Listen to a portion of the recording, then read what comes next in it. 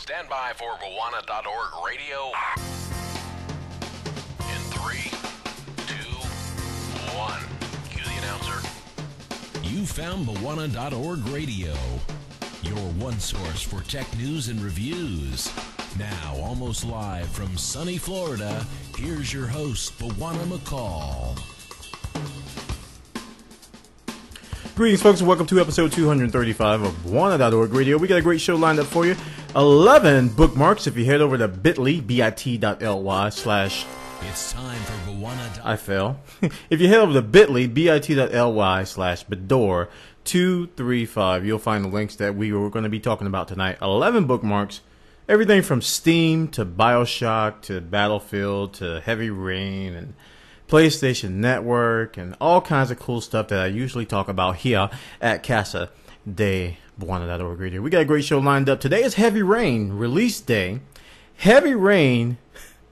Heavy Rain. This is a great PS3 game that's being streamed all over Justin.tv. I'm going to talk a little bit about it tonight. I watched a lot of the gameplay, guys, and I got to say I was impressed. And I played the demo, but I really I wasn't expecting all of that. And they just went all out with this game. Only way I can explain is that it exceeded my expectations. I had a certain mindset about what it was going to do, how they were going to go with it, how they were going to approach it, and I was kind of off base. So my expectations really didn't match what they did. They kind of went above and beyond, which is a pleasant surprise if you are into the kind of stuff that I am into. That's reviewing games and playing video games. So I want to congratulate those guys. They're doing a great job over there. We got a great show lined up for episode 235 of Bwana.org radio. It's time for Bwana.org radio's tech news for this week. And for our first story, we're going to move on and talk about PC gaming. PC gaming, I apologize for that. PC gaming, my P's are popping.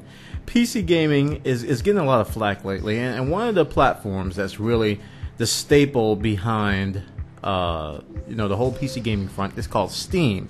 And if you've not heard of Steam, you can go to steampowered.com. Check out what they have over there, and you'll see what I'm talking about. Today, Steam got a facelift in terms of a beta UI update. And they call it a brand new Steam. Beta available now. And they've updated all kinds of things. I mean, it's not just a small facelift. It's pretty major. They've changed a lot of different components that a lot of us are used to, including the video game overlays, how you purchase games, how you get patches, how you view everything in terms of interacting with PC gaming on the Steam community. So, if you're into PC gaming, you know what I'm talking about. I mean, if you're into PC gaming, you haven't heard of Steam, I kind of question where you've been the last 5 years. But look, as you can see here, they've overhauled the friends, the games, achievements, your library.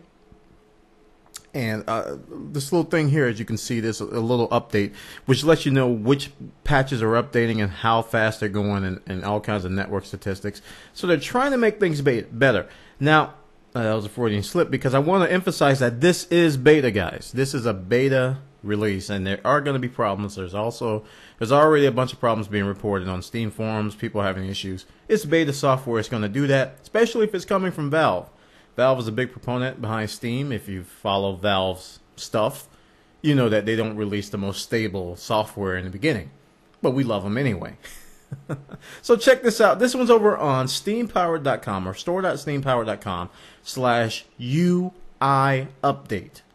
UI update. If you go there, you'll have all the information. You can opt in to the beta, and you can see what all the hoopla is about. It's just going to ask you to restart Steam, and it may apply a little patch or something. And then you'll be good to go. Check it out. This was over on steampowered.com. Steampowered.com, they got the details over there. Next story, we're going to say goodbye to one of my favorite sites, guys. And when I bought my first Mac in 2001, yes, that's when I had my first Mac in 2001. It was a Quicksilver dual processor 800 G4. Very first Mac. I bought it from CompUSA for an astronomically high price compared to what you guys are getting today. So I'm jealous. Yes, I am jealous.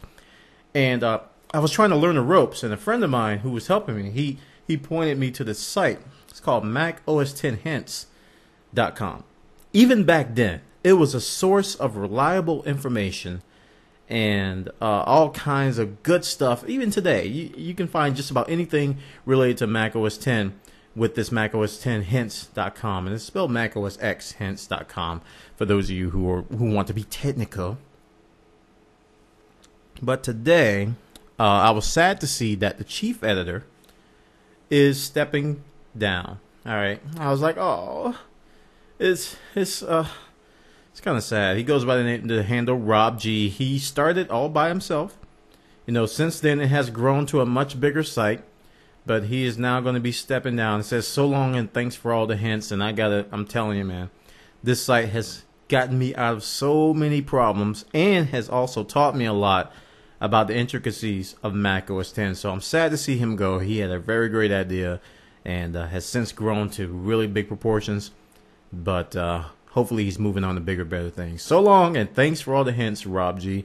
You helped me personally doing a lot of different things here at CasaDeBuana.org radio. I'm going to be using that a lot more. Check this out. This is actually over on MacOS10hints.com. They got the details and what's going to be happening with the site over there.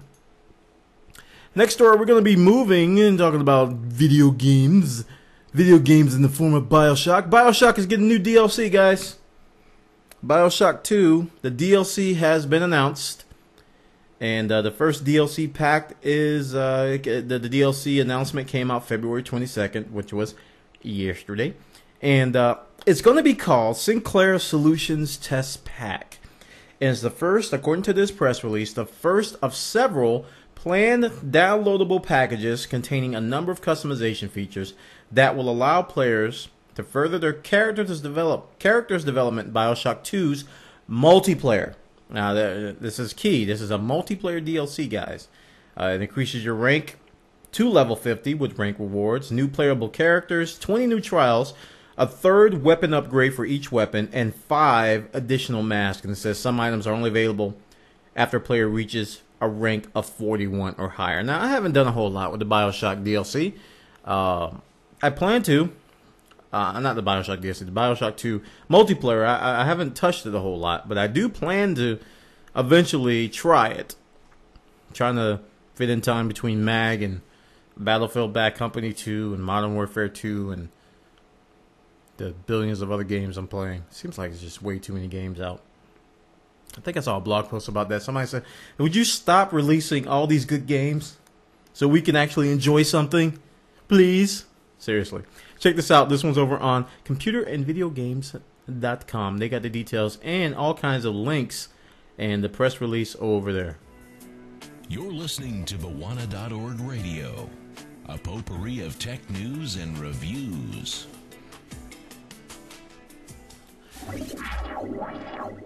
I failed twice. Next story, we're going to talk about Battlefield 3.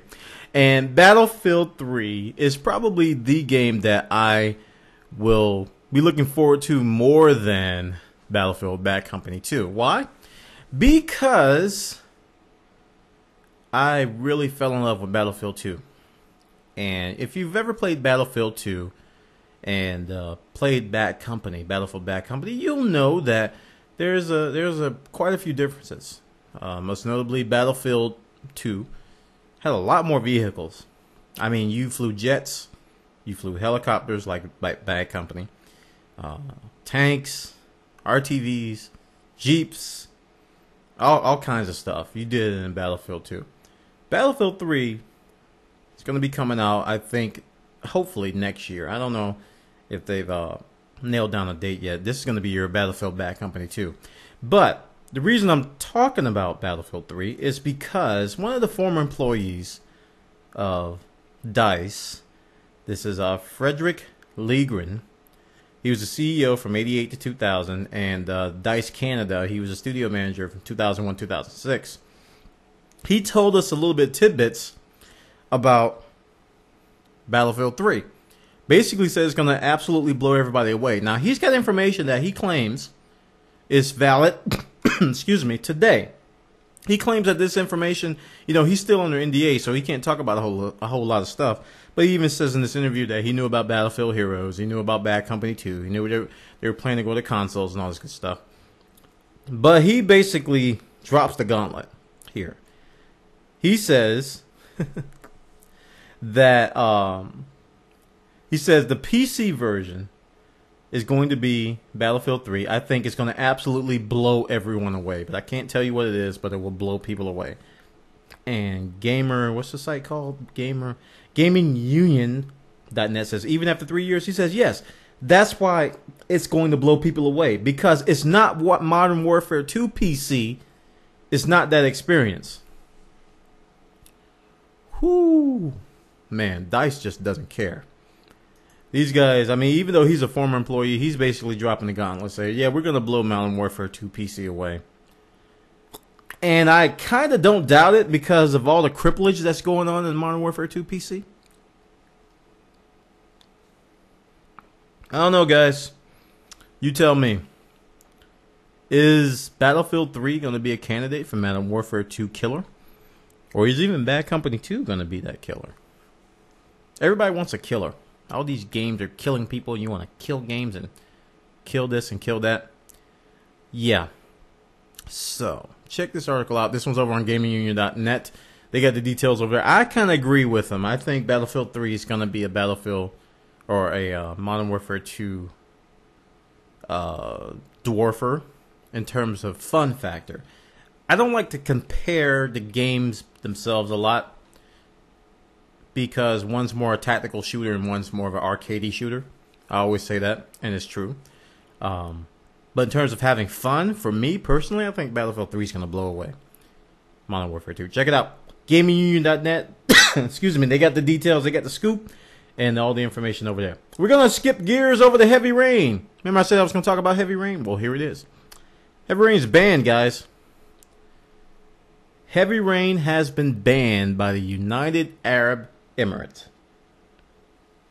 Now, like I said today, or earlier today, this game is incredible in terms of immersiveness, in terms of putting you inside of a story and allowing you to make decisions to affect the outcome of the story. Is very, very immersive.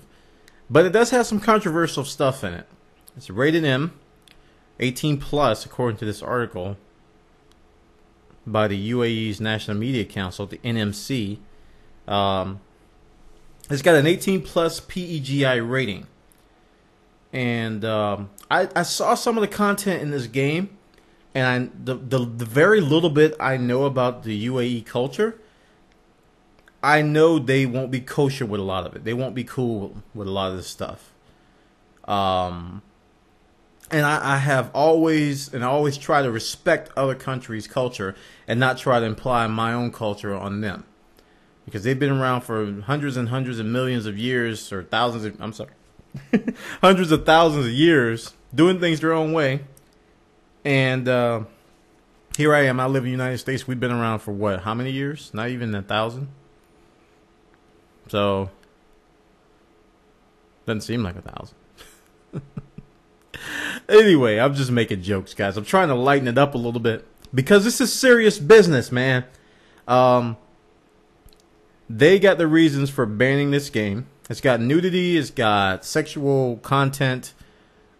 It's got some stuff that may paint a woman in a kind of a bad light, which is what I think the UAE has issue with. There's some controversy with some stuff some of the women did in this game. Some of the ways the women are treated in this game. If you're a parent and you have children, be careful. I mean, there's some borderline, real bad scenes in this. Really adult scenes in this. Probably one of the more adult games I've seen in a long time since Grand Theft Auto. It's a good story. I mean, it's like going to the movies and watching a rated R movie, adults only movie. And but it puts you inside of it. It's not your typical Mario Brothers video game, guys. I mean, if you're a parent, if you have children, or you are a children, be mindful of that. United Arab Emirates is mindful of that. They are going to ban the game. They're not going to allow it. I don't foresee that ban being lifted anytime soon, and I respect it. I mean, I'm not going to knock them. If they don't want to have it, then they shouldn't have it. So check the story out. This was over on Kotaku.com. They got the details and all the scoops over there. We're going to talk about the most trusted brand in America. What do you guys think the most trusted brand in America is? I'm going to give you 5 seconds to guess. 5, 4, 1, 0. Too late. Amazon. Amazon is the most trusted brand in America, guys. Amazon. Amazon. This company wasn't even heard of, 10, 15 years ago. Amazon. Amazon. I will admit, I trust them. I mean, you go to online vendors, even Walmart.com, Target.com. I'm like, I don't know if I want to buy from them, but Amazon, yeah, I'll buy from them. Yeah, I'll buy from them. It's just something that it hit me when I saw this article. I trust them too. FedEx, I trust. They got some other people in here. Downy. Hey, I put Downy on my clothes and dryer sheets. Huggies, don't have any children. Don't know about that. Tide, yep. Buy it. Tylenol, yep. Toyota, yep. Got one outside. WebMD, nope. Don't use it. Pampers, nope. UPS, yep. So it's like this whole top 10 list they got listed here. I trust like more than half because I use them a lot. And this article goes into talk about how Amazon is the top performing brand on two critical factors. Two critical factors: trust and recommendation. And if you've been in our chat room, you know that we talk about links and we point people to stuff. A lot of us, we point to Newegg, but that second link probably will be Amazon. We'll say, well, Amazon has this with this shipping. And, Amazon prices and Newegg prices, that sometimes they're really close to each other on a lot of different tech stuff and products. So, Amazon's trusted. Most trusted brand. Most trusted and recommended brands. That's big. I mean, Amazon must be proud to be the most recommended brand out there. It's like, wow. We rock. Amazon, we rock. Congratulations, guys. Those of you over at Amazon and who work for Amazon, you should be proud of yourselves. Check the story out. It's on gigaohm.com. Came out yesterday. They got the details over there. We're going to move along and talk about PlayStation Network. And this is going to be related to cell phones. And you may recall a couple of shows ago that I talked about a new version of Windows Mobile called Windows Mobile 7, right? That's what it was called. Windows Mobile 7 platform or something crazy like that. And they said that they were going to be putting Xbox Live on the phone.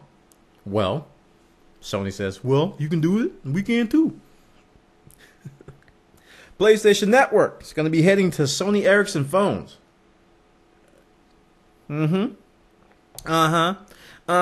Yeah, we can do it too, Microsoft. We can. Yeah, you want to put Xbox Live on your phone? Yeah, we're gonna put it on our. So yeah, we're gonna do it over here too. Apparently, PSN is no secret weapon. Leveraging PSN, we're building a new network service that will connect many more network-enabled products, including Sony Bravias, Vios, and Blu-ray players, to satisfy the demand for more open systems and to broaden the array of network devices connected to our network services. We are committed to extending that service to Sony Ericsson mobile phones. Makes all kinds of sense. I mean, this is not a shocker, guys. Sony Ericsson phones. If it was gonna be any phone out there, it's gonna be a Sony Ericsson phone that PSN is coming to first. So yeah, they've been talking about bringing PSN to TVs and all kinds of other stuff for a while now. And Blu-ray players, they're talking about bringing all that stuff, the gaming experience, the PSN downloads to your TVs. You can download stuff directly to. They've been bringing that stuff up. They're trying to network everything in, and PSN is going to be the hub for a lot of new digital devices that are coming out. And it's not surprising that they're going to be putting on a cell phone as well. So check this story out. This was over on intomobile.com. I'm not surprised, but I just kind of found it a little funny that they followed the Microsoft announcement very, very closely with theirs. with theirs. So check it out. Intomobile.com has the details. You found Bawana.org Radio. Tech news and tech gadgets for the hardcore geek in all of us.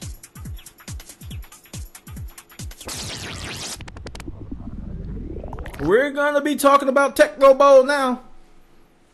What's your Tecmo Bowl? It sounds like a dish. Nah, it's not a dish. It's a great football game that I used to play back in the day. Tecmo Bowl was the bomb. I mean, it was the ugliest game. If you look at it now, it's like the ugliest thing ever. But man, it was so much fun. ESRB has rated Tecmo Bowl Throwback, that's going to be the name of the title, for PSN and Xbox Live. Now, I'm going to be buying this. I don't care what you guys say, because it rocks. Freaking new generation don't know what you're missing. It's described as a top-down arcade-style football game in which players compete against teams around the country and become the Tecmo Bowl champion. It got an it got an E rating, and it mentions cheerleaders wearing low-cut tops and a 2D swimsuit model with some exposed cleavage. I don't remember all of that. I don't remember all of that. Do you? It doesn't mention a 12-foot tall cybernetic Bo Jackson who causes every player who thinks about tackling him to explode in a fountain of gore. Who remembers Bo Jackson on the Oakland Raiders? They were called LA Raiders on there, I think. Bo Jackson used to just trample. And I loved it. He just boop, boop, boop. You see bodies fly everywhere. And he was like that in real life, too. So it was pretty accurate. Check it out. This one's over on joystick.com. They got the details. No screenshots. But they got some other stuff over there. You can check it out. We're going to move on to Google. Google has officially Deadpool Gears for Safari, guys. Not good. You may not remember Gears. Gears was a technology that Google employed to save a lot of data offline. So you can work offline if you got to get on an airplane and you want to reply to email. You know, they employ Gears on Gmail so you can download all that data locally and work offline in what's called offline mode. They're going to basically can it for Safari. And according to TechCrunch, it's going to be on death watch for Firefox and IE. Now, they're going to be moving towards HTML5.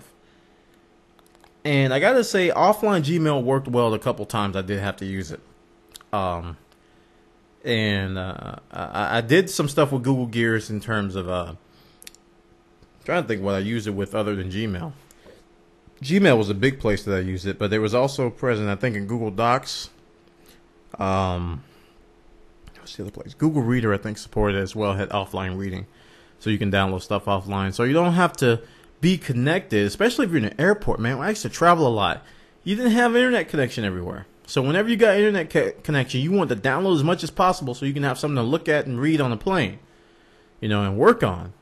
So I sincerely hope that HTML5 answers the promise that it's going to fulfill the hole left by Google Gears, because, you know, I found it useful. You can check this story out over on TechCrunch. They got the details. And if you follow along with Gears, you know, you might want to be watching Firefox and IE support. It might be going very, very soon. Over 3.5 million people and millions. 3.5 million people have downloaded the Bad Company 2 demo. Not the beta. We're talking about just the demo on PC. on the PS3 and 360. 3.5 million. This game's coming out March 2nd. Countdown continues. If you go to my forum, I got a countdown widget on the front page. Countdown to the Bad Company 2 demo. Yeah. Anyway, 3.5 million people have downloaded the Bad Company 2 demo, and it's a really good game. A lot of people don't like it. A lot of people do like it. I like it. Some people say it's just like Bad Company 1. Some people say it's even worse than Bad Company 1. I don't know. I like it. Whatever. I really, really like Bad Company 2. It's very fun. They only had one mode on there. They had a rush mode on the demo. One map, and I'm still not tired of it. I mean, I can play it for hours and hours and hours and hours and hours, and I'm still not tired. So when they come up with some new stuff, it's going to be very, very cool. Check it out. This one's over on joystick.com. They got the announcement. This came by way of a tweet from the official Bad Company Bad Company Twitter account. They announced it on Twitter, so check it out over there. And finally, we're going to end things with some very, very shocking / puzzling news. Valve, the folks I talked about in the beginning, with Steam and PC gaming, they've been known to kind of trash the PlayStation 3. So, when I read this article, I was a little bit concerned. I was like, what was the change of heart for? Why are they now contemplating PlayStation 3 development? Valve has gone on record to say the PS3 is just an inferior platform. They won't touch it. They think it's garbage, blah, blah, blah. They don't have the tools for it. The tool set stinks. They've got so much invested in Windows already, and porting from Windows to 360 is so easy, blah, blah, blah. PlayStation 3. Blah. Anyway, it was kind of one-sided. They were all against it. But now I'm seeing kind of a little bit of a double speak going on here. And this article has some... I wish I can see the whole thing. It has some disturbing quotes, guys. It says, okay, before we do anything on the PS3, we need to make sure we be able to support it in the right way. Before we do anything on the PS3, we need to be able to support it in the right way. Obvious. The sky is blue. Okay. This is Czech Falasek, writer of Valve, Zombie Shooting, Spectacles, Left 4 Dead, Left 4 Dead 2. So, he says that, right? Then he says that they'll look at it, PS3, and I'm sure down the road we'll do it, PS3 development. So, yeah, we'll look at it. I'm sure in some time shift, we'll be doing it. So, okay. Ooh, glimmer of hope. They might be developing on the PS3. Oh, my goodness. And then he comes back and says, until we have the ability to get a PS3 team together, until we find the people who want to come to Valve or who are at Valve who want to work on that, I don't really see us moving to that platform. Well, you just said that you're sure you're going to do it, but now it's classic doublespeak, guys. He said, okay, well, until we find the people to work on that, I don't think we're going to do it, but we'll do it sometime. But until we find the people, I don't think we're going to do it, but we'll do it sometime. Before we do anything in the PS3, we need to be able to support it, and, well, we'll look at it sometimes. I'm sure down the road we'll do it, but in order to do it, we got to get a team together until we find the people. And if we don't get the people, I don't think we're going to do it. These are not the droids you were looking for. Valve, you guys just need to take a stance. Just take a stand one way or the other.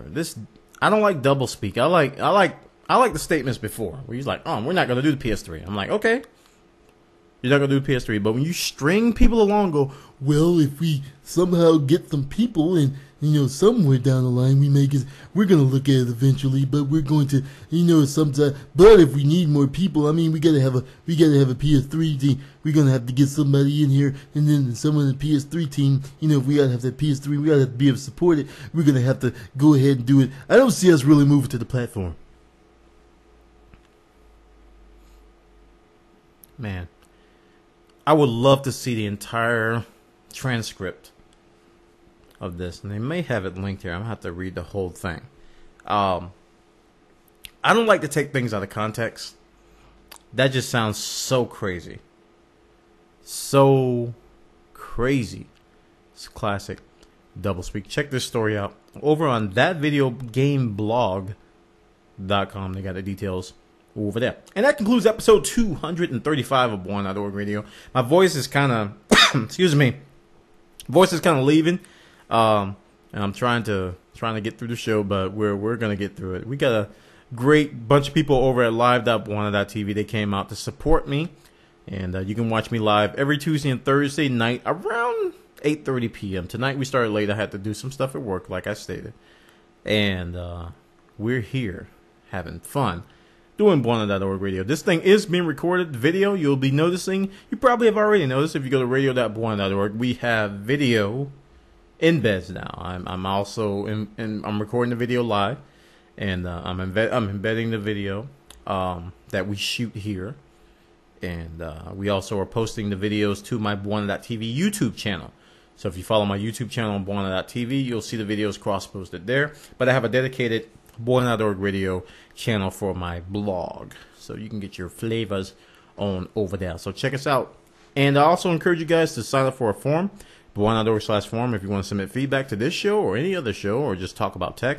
Come to Buona.org radio forums. And that concludes episode 235 of Buona.org radio. And I will see you next time.